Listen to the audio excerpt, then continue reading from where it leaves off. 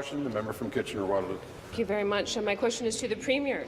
Minister Hoskins has tasked the Premier's privatization specialist, Mr. Ed Clark, with determining the value of Ontario's e-health assets.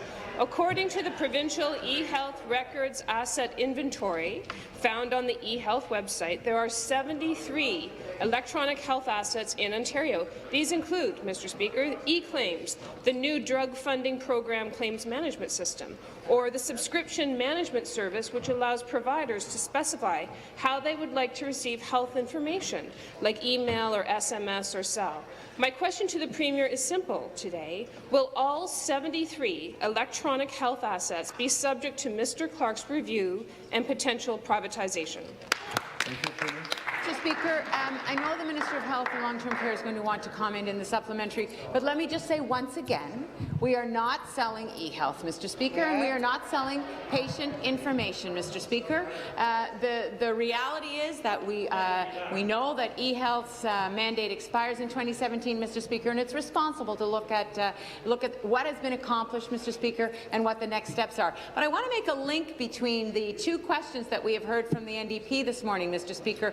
Both those questions are underpinned by a lack of understanding of how important it is that government work with the rest of society, Mr. Speaker, that we work with businesses. The issue around Ontario Place, Mr. Speaker, having connections with business at Ontario Place will make it a vibrant place. Already, Mr. Speaker, there are partnerships in place on that property. Mr. Speaker, it is incumbent upon government to find ways to deliver the best service to people in this province, and that means, Mr. Speaker, that we have to acknowledge that working with business is part of that, Mr. Speaker. Well, let me draw a link for the Premier. The link from this side of the House, as we see your work, is that you put private interest ahead of the public services in this province consistently. And, Mr. Speaker, you can see why people would be concerned about privatizing e-health assets, both strategic and tactical. Minister of Economic. They determine the health. Minister of Economic Development and Growth, come to order.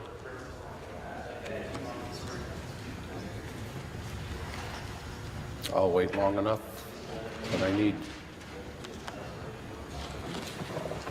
Please finish.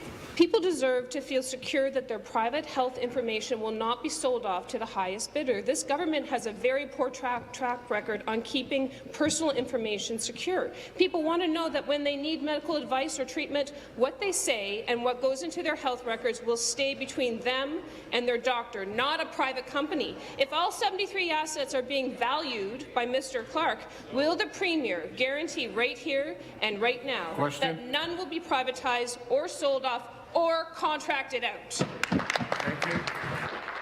Minister of Health and Long-Term Care. Minister of Health, Long-Term Care. Well, of course I can provide that assurance, and I'm becoming a little concerned that the third party is beginning to sow the seeds of fear among Ontarians, that somehow they think that there's an effort underway that will compromise the integrity of their health records. And it couldn't be further from the truth, Mr. Speaker. In fact, last week I had the opportunity to sit down with Mr. Clark. We had a very good conversation. We made it absolutely clear that the intention, which he shares, that the intention is we're going to look at the remarkable progress that has been attained with e-health over the past decade. We're going to look at those successes and how we actually may continue to make improvements. None of that involves any possibility whatsoever with regards to privatization of that system or people's personal health records. We continue to have confidence in e-health. We want to build a stronger e-health system for our healthcare providers and for Ontarians, Mr. Speaker. Final supplementary.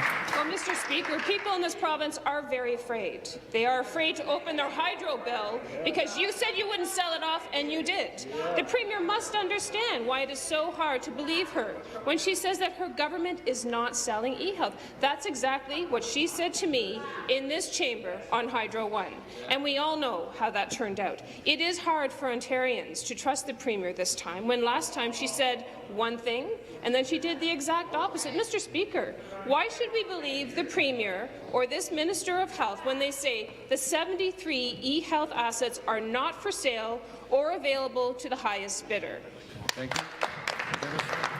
Well, Mr. Speaker, we are not selling e-health, but it's interesting because it is the member opposite when we reflect back to the 2014 election, where she talked about finding $600 million if the NDP were to be elected into government. She was part of a CBC interview that she did. Of course, the platform was silent on exactly where that $600 million would come from. But in fact, the member opposite who just stood up said that NDP's proposed new accountability minister would look to find efficiencies to find that $600 million in health and post-secondary education. When she was asked, she would say, I would go first to health to find that $600 million.